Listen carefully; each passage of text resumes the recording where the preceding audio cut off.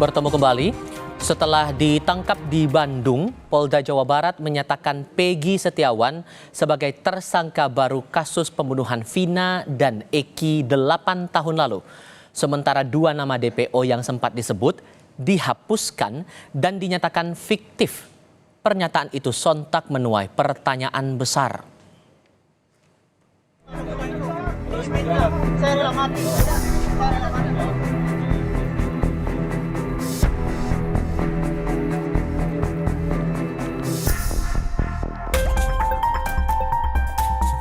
Setelah polisi menetapkan Peggy Setiawan sebagai tersangka kasus pembunuhan Vina dan Eki di Cirebon 8 tahun silam, masih menjadi perbincangan hangat di masyarakat.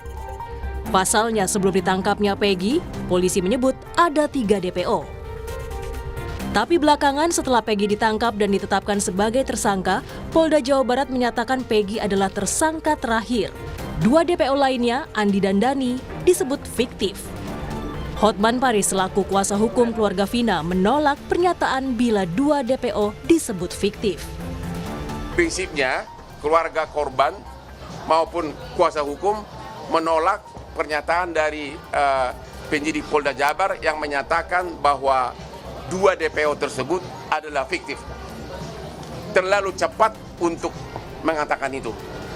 Kalau dikatakan belum tertangkap, kita masih bisa maklumin. Tapi kalau disebutkan fiktif itu terlalu cepat.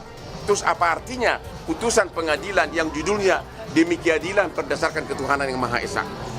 Sedangkan mengenai Peggy, tadi keluarga mengatakan periksa dulu. Karena apa? Peggy ini ditetapkan sebagai tersangka DPO. Sudah di BAP 6 orang dari terpidana. 5 menyatakan tidak. 5 menyatakan bukan Peggy. Hanya 1 yang menyatakan Peggy. Artinya 5 lawan 1.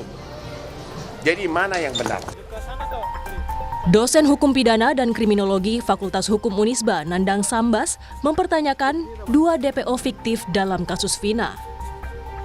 Menurutnya, pernyataan itu bukannya menyelesaikan masalah, tetapi malah membuka ruang untuk menimbulkan pertanyaan baru.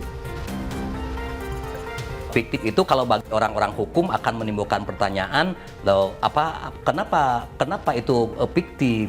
Karena kalau menurut pandangan saya sendiri secara pribadi, untuk menentukan seseorang DPO itu pasti berdasarkan informasi dan berdasarkan identifikasi yang akurat. Tidak semudah untuk menentukan si A, si B itu DPO. Nah, gitu ya.